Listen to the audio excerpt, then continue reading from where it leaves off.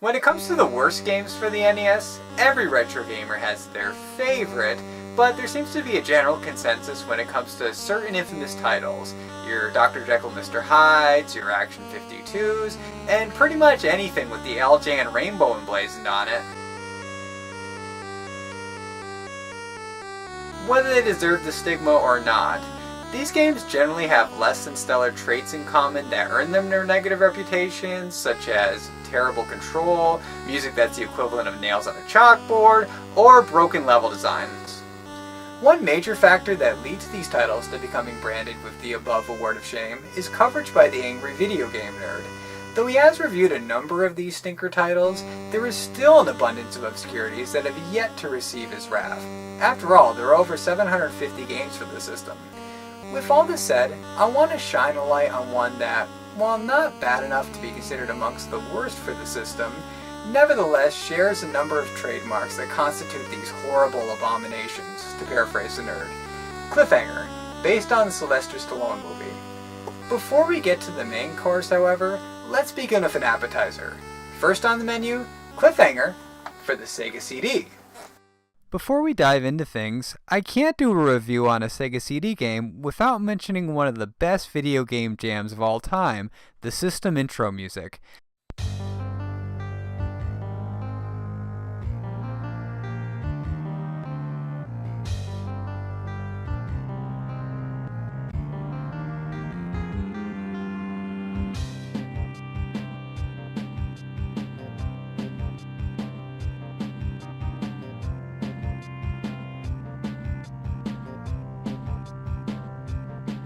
This groovy little tune is accessed by turning on the unit without having a disc in the tray. It's made ever more awesome with the inclusion of some rad visual effects that distort and warp the Sega logo. Tubular, man!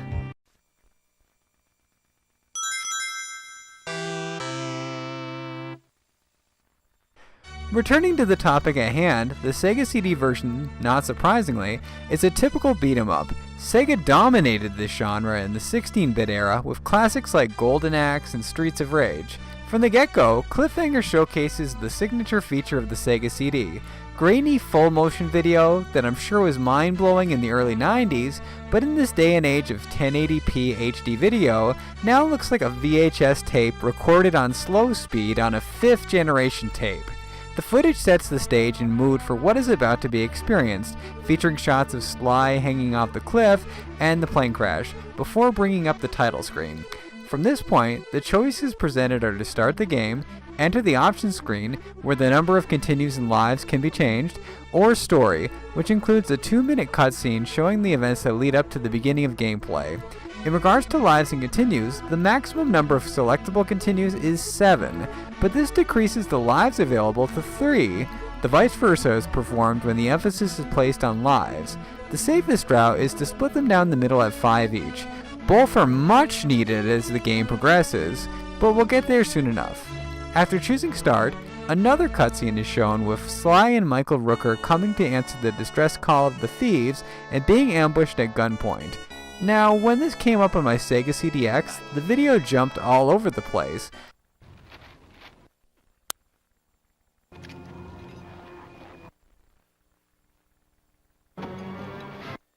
Unless you've watched the movie, the full scope of the narrative is not delivered from these quick snippets of film. Now, this is most likely the result of a scratch on my disc, not a manufacturing error, but it really doesn't affect the gist of the story. John Lithgow and his men are after their money, which is in 3 bags. In the crash, the bags were thrown from the plane and strewn around the mountain. Each bag has a tracking device in it, but the dangerous terrain make this task easier said than done. Enter Stallone and Rooker, Gabe and Hal, respectively, the experienced climbers. Okay, I know this is a movie, but I find this plot point hard to swallow. They expect me to believe that John Lithgow and a bunch of third-rate thugs can get the drop on Sly Stallone and Michael frickin' Rooker? The same Michael Rooker, known for playing hard-as-nails toughs, including the title character in Henry Portrait of a Serial Killer, and more recently as Merle in The Walking Dead. I don't care if they're armed to the teeth. This scenario just wouldn't happen, especially to Merle. With the completion of the premise establishing cutscenes, the action begins immediately afterwards, so pick up a controller and be prepared to bust some heads Rocky style. Keeping in line with the masterpieces that define the genre, the controls are in line with every other beat-em-up for the standard 3-button format Genesis: A punches, B kicks, and C jumps. Charging attacks are performed by pressing forward on the D-pad twice and the A button. Gabe's signature spinning sweep kick is executed by pressing A and B simultaneously. Further keeping with the standard set by its ancestors, using these attacks takes a portion of health from the life meter. Also in the Streets of Rage tradition, weapons such as knives and guns can be picked up by pressing A. The knife has wicked range and can take out enemies about halfway across the screen. Paul Hogan only wishes he had a knife this awesome. That's a knife. One thing that differentiates Cliffhanger from other titles is the gaping chasms that have to be crossed. Some require a dashing jump to cross them, while others can be easily leaped across with minimal effort, though be careful not to over or under jump, as falling into the abyss below will take a life from the total. Speaking of life, regenerating health is accomplished not by the traditional food or drink methods, but by standing in front of a fire, which fully recharges the bar. While this is more effective than the other means mentioned above, fireplaces are accessed less frequently than, for example, the apples in Streets of Rage, or the hunks of meat in Finals Fight, which can be found in almost every other barrel along the stage. Near the end of the first part of the stage, it's time to kick up the elevation and do some cliffhanging. Ahem. As you ascend to the top, Gabe's climb is hindered by a rain of sniper fire, causing Sly to lose his handhold. Unfortunately, the snipers are immune to any kind of attack. No matter how many punches or spinning kicks are dished out, they have no effect on the armed assailants. Despite all his boasting to the contrary, apparently Stallone is not the law after all. I am the law! Mr. I am the law. Regardless, the snipers are no more than a nuisance, as their shots just temporarily slow you down. I played for this part a number of times and did not die once. What awaits at the top of the mountain, however, is a whole different story. The screen fades to black, and when the action kicks back in, Sly is descending downward on a snowboard as an avalanche is chasing after him. If the first stage was a tried and true cliche, this part is anything but typical. Up to this point, the Sega CD and the Genesis versions are virtually identical, with the exception of the full motion video cutscenes, which the Genesis was not capable of replicating. How each version handles this particular stage is where their paths completely diverge. As radical as blast processing is, the Genesis could not handle the 3D snowboarding action of the Sega CD. In its place, the linear side-scrolling aspect of the first stage is maintained as Stallone runs downhill away from the rapidly approaching avalanche, leaping over various stones and obstacles in the process. The practice of having unique games based on the same property was common in the era of the Genesis and Sega CD ports. Take the Adventures of Batman and Robin, for example. The Genesis version is another one of the highlights in the beat-em-up genre on the system. The Sega CD version eschews this format in favor of 3D driving and flying stages and is the weaker version in spite of this. Any enjoyment that might have been experienced in tearing bad guys from limb to limb is immediately extinguished as soon as Gabe hops on that snowboard. The main source of frustration, not surprising in any way, is the controls. Holding down the B button increases Sly's speed as he zooms down the mountain, and performing this task while zigzagging through various rocks and debris isn't a hassle in the slightest. Doing this while at the same time pressing A to leap over rocks and obstacles in your way gets old fast. Add to this the extended period of time it will take to become familiar with the terrain, and serious muscle fatigue will start to settle in. Different finger placements can be used to alleviate this problem, but unless you possess superhuman reflexes, this stage is not easily finished in even a few runs. Your hand will start to look like Torgo's at the end of Manos the Hands of Fate if you're not careful. Further adding to the frustration factor is the fact that there are few checkpoints on the way down the mountain. In fact, in all the time I spent trying to conquer this level, I managed to make my way to one checkpoint. One! I couldn't tell you exactly how long it took to access the save haven, but it felt like an eternity as my fingers were starting to cramp up from the stress. Once the checkpoint is reached, Gabe's work isn't done yet, unfortunately. If you thought it was bad before, wait until you see what's to come. First up is a series of jumps that will net you a subscription to AARP magazine and an addiction to arthritis medication. The path alternates between smaller and bigger jumps. Proceeding at full speed will cause Gabe to crash face first into any obtrusion in his path. This means that, in order to pass this section unimpeded, Gabe's descent has to be slowed down in order to leap the smaller jumps, and sped up to go over the main jumps, involving letting off the B button between the jumps. A very tricky feat to accomplish. What comes next is the equivalent of video game hell! You encounter a bunch of rock obstacles with Snow Fu Manchu mustaches. These are everywhere as far as the eye can see, and cannot easily be jumped around, meaning zigzagging is mandatory and at flash-like speeds to boot. Try as I might, wasting nearly an hour in the process, I could not pass the section and decided to throw in the towel. I was barely into the game and I'd already reached a near impossible roadblock. Overall, the game isn't that bad, and it does capture the premise of the movie pretty well, but the snowboard level, while an interesting idea, casts a heavy dark shadow on the final product. If the developers spent more time tinkering with the controls and added in more checkpoints, it could have saved Cliffhanger for the Sega CD from being a subpar license game. I recommend only playing this if you can find it cheap, are a fan of the movie or Sly Stallone in general, or are a glutton for punishment. If you're in the mood to pound the tar out of someone in a video game environment, stick to the classics, such as Streets of Rage or any of the Turtles games. Ultimately, I'd suggest passing on this one. We've seen how Sega handled this title, now let's shift to Nintendo. To be fair, I'm not drawing any direct comparisons between the two platforms, as the 16-bit CD is capable of more than the 8-bit NES, at least technologically speaking. I'm just showing how the developer translated the movie onto different platforms. So, without further ado, it's time for the main event.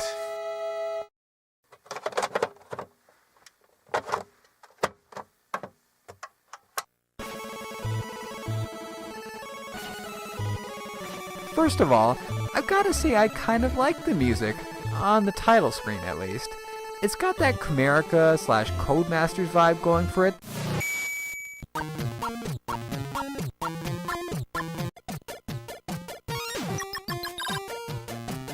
That I dig. Chalk up a point for the NES version. Another area where the NES excels is in the delivery of the backstory. While the Sega CD features actual footage from the movie, as mentioned previously, it jumps all over the place and is a complete mess. The NES version lays out the story in text form with still images and is much more effective because of this. One more note about the music though is, like many other games labeled as terrible NES titles, the soundtrack, with a few minor variations, involves the same track looping over and over. While it's not the most discordant offender on the console, it is very shrill and piercing, and after playing the game for about an hour, it becomes the audio equivalent of a dental drill on a filling. But enough about the music and story, it's the gameplay that matters. In regards to how music affects the gameplay, each level starts with this seconds-long tone, and while this is playing, Gabe is completely immobile. Press any button or any direction, until it is completed, the character can't move. This is kind of annoying, but far from torturous. At this point, the premise of the movie has been established, and it's time to tear into the game and start busting some heads. Alright, who's first to experience the Stallone pain zone? Dogs and birds. Not to mention falling snow from the roof of the cabins. Wow, I feel like I'm in the movie. A game has never captured the premise of its licensed property like this before. All joking aside, actual human enemies aren't encountered until the second level. Any enemies prior to that point are either animals or inanimate objects like snow or rocks. The real villains in the game need to be seen to be believed.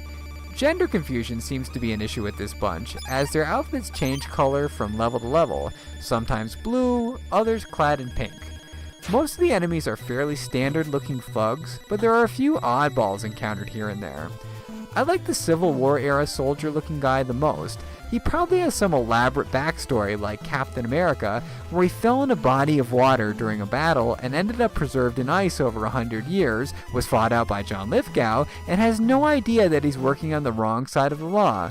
Poor guy's already confused enough about the current stance on slaves. Don't blame him for what he's doing, he can't help it. Besides the standard lackeys, there are bosses at the end of most stages, but they are laughably easy.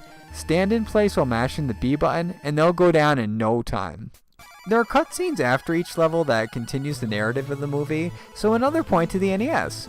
Furthermore, the score system ties into the premise of the film, as there are bags of money signs littered about the place, which I'm assuming are supposed to be the bags the bad guys are looking for, and picking up these bags functions as this game's score system.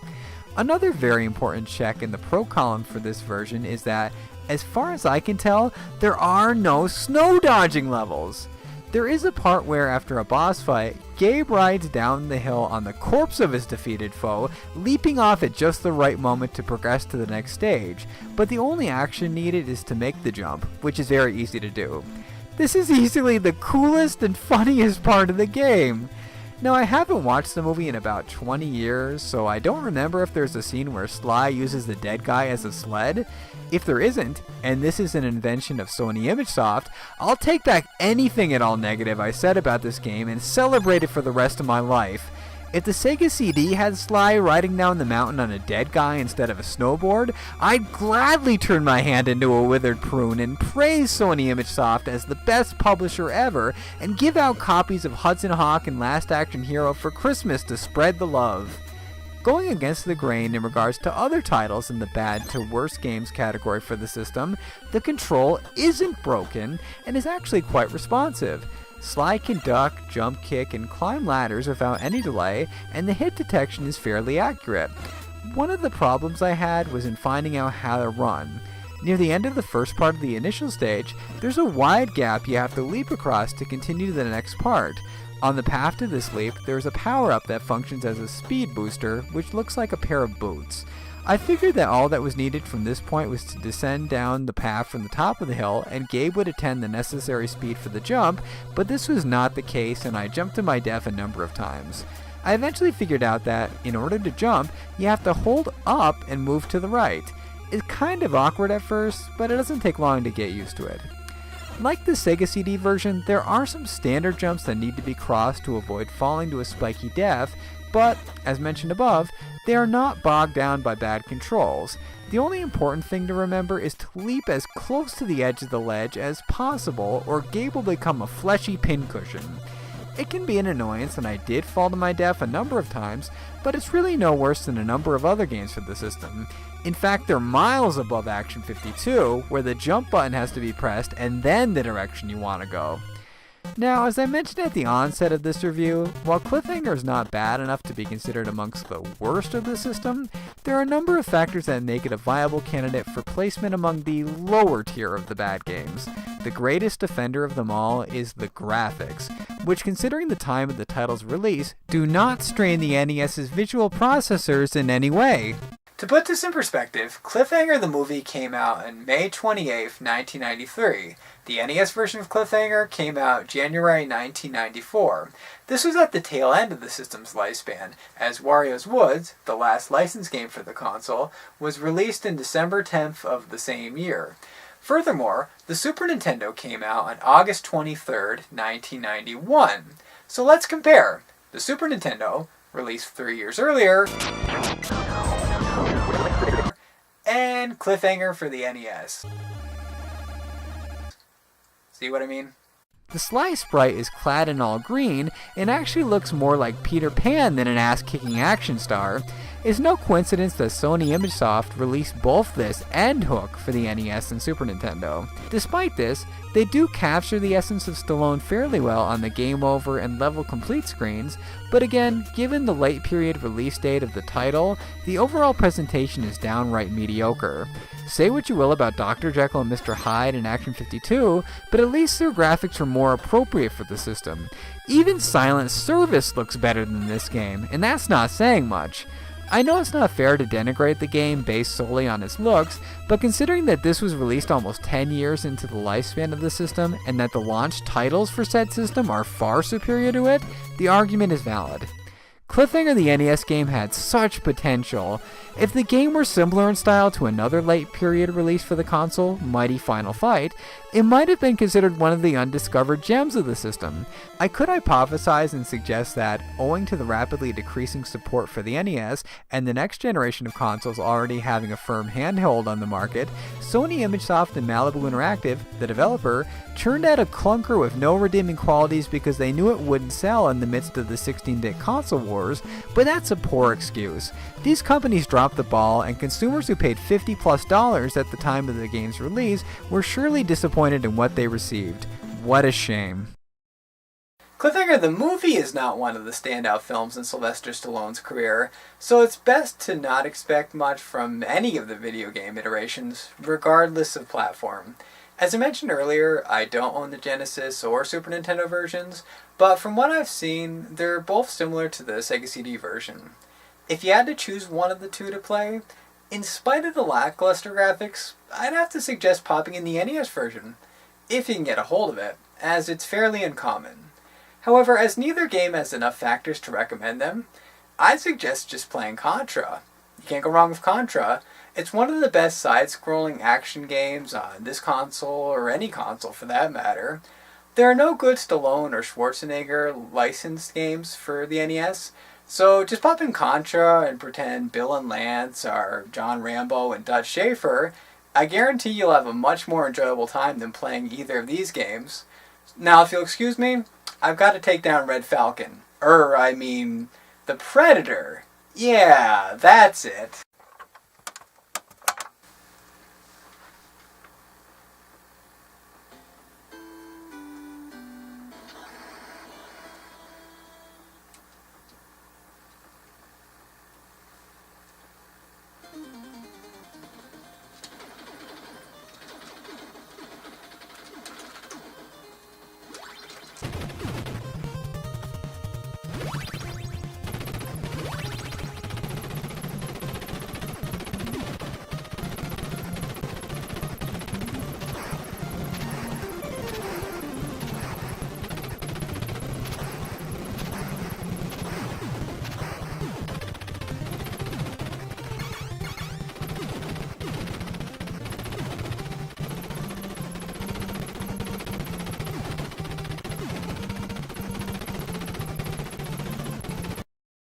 You betray the law!